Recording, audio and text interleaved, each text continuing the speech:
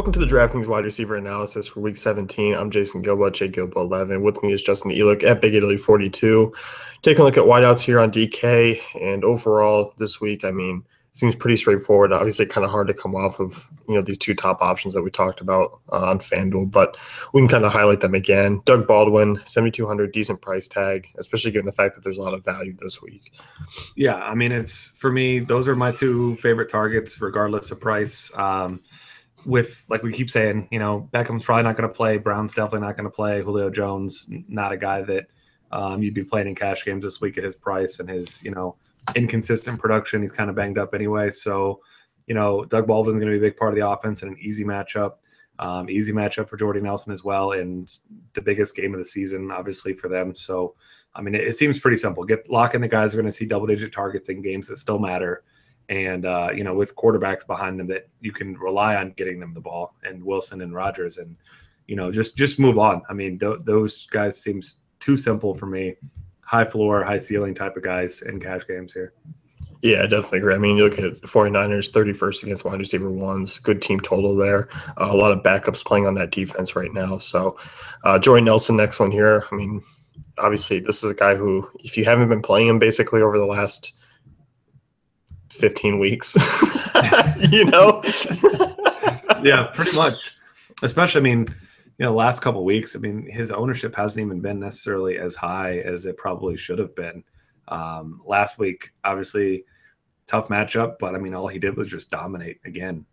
He's just getting it done. Nobody gets more looks in the red zone than him. It just seems like we keep saying it's an easy play, but it really is. Like, if you're playing cash games head to heads, it's dumb not to play Jordy Nelson this week.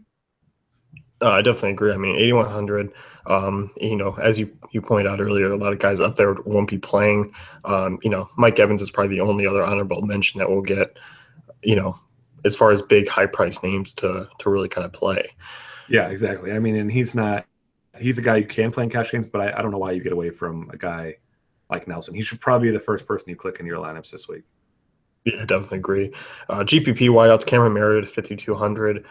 In a sneaky spot here, because you look from what I've seen so far, and this wasn't the case last week, but Xavier Rhodes should be shadowing Alshon Jeffrey. And you look at Jordy Nelson, did a lot of damage from the slot last week.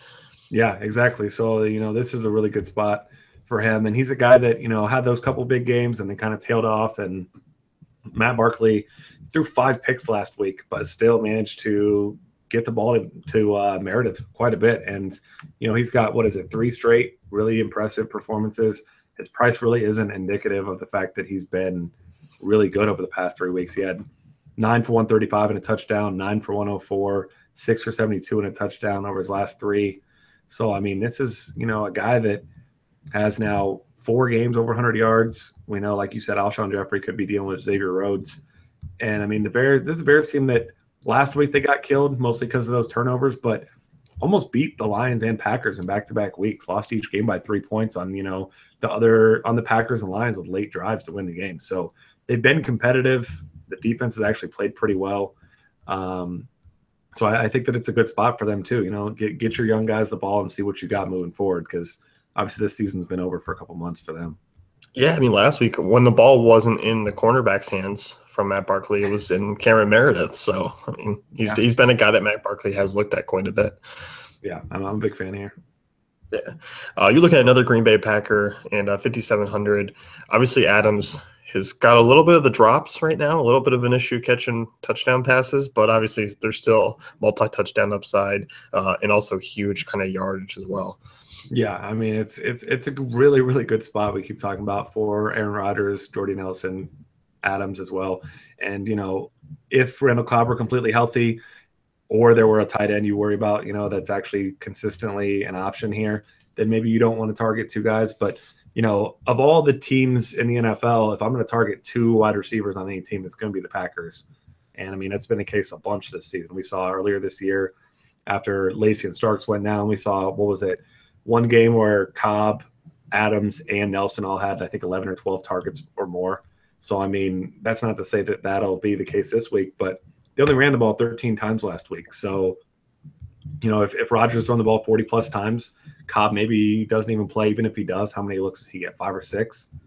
I mean, you're looking at 10 plus for both these guys, and Adams has been scoring touchdowns as well. He's got big upside. I mean, he's had a couple games. He had a 40-point game, I think 3 or 4 20-some point games. So definitely has some upside. Obviously, in cash games, you're going Nelson, but as high as his ownership is going to be, I think that Adams' ownership will be even lower than it should be.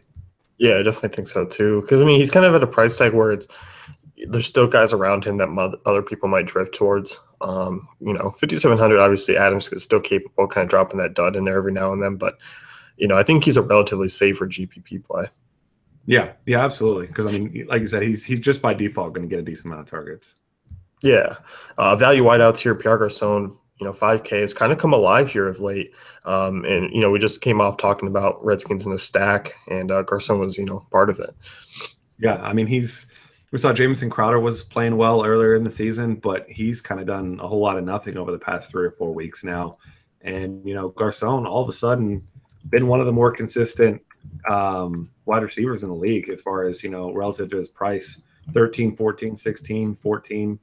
Had eight fantasy points against Dallas, but 26, 14, 12 before that. So he's got a nice floor. He's seen some big target games as well. And like we said before, Redskins have everything to play for, and the Giants have nothing here. So, Kirk Cousins is going to be trying to score as many points as possible, making sure that, if they do make a couple mistakes or the Giants, for some reason, are competitive in this game, which would be embarrassing for the Redskins because I don't think they're going to try. I mean, you just got to pile on the points in a hurry and do whatever you can here because, a loss and they're obviously out. A win, potentially they're in the playoffs. So this is an enormous game for them. Yeah, it definitely is. I'll be looking to get some pieces of that one. Next one here, I like this one a lot. Allen Robinson coming off a strong week, and still relatively cheap. Great matchup here. I kind of like the Jags offense again. Yeah, I know it's scary, but you remember last year if you could have played. We have early only slates and primetime only slates. If we could have just played the second half of the game slates, then the Jags would have been the top offense in the NFL. The fourth quarter only slate would be insane. But he finally somehow, I mean, last week it looked like nothing ever happened. Like he had just been, they had their rapport all year. Everything was good. Everything was fine. Didn't even find the end zone. Saw a monster game.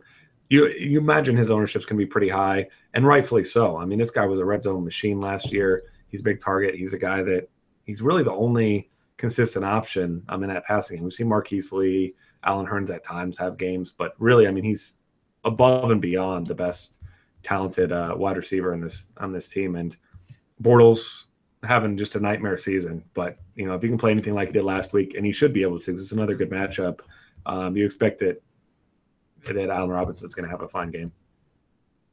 Yeah, I definitely do. I mean, he may not be the secondary quarterback like Marquise Lee is, but, he's still going to be out there for, getting his catches in 10-plus looks. It's funny. Last week I was building a lineup, and my 6-year-old told me to play Marquise Lee, and I was like, he goes, play Marquise Lee. And I was like, no, I'm not going to play Marquise Lee. And then I'm seeing there watching the game, and I'm like, hey, see that guy that just threw a touchdown pass? He doesn't throw the ball ever. You told me to use him. So there you go. My 6-year-old is smarter than me last week. Yeah. You know what? Maybe we need to get him on a pod for next week. Tell Jeff to get it together. Get off school. Take Thursday off school. Wait, we'll bring him in. I don't think he even well, no, next week is back to school, I guess. Too late. Should have had him on last week. Well, you know what? A lot of people in DFS, they don't go to school. So yeah, that's true. There's a whole lot of downtime around here. Trust me.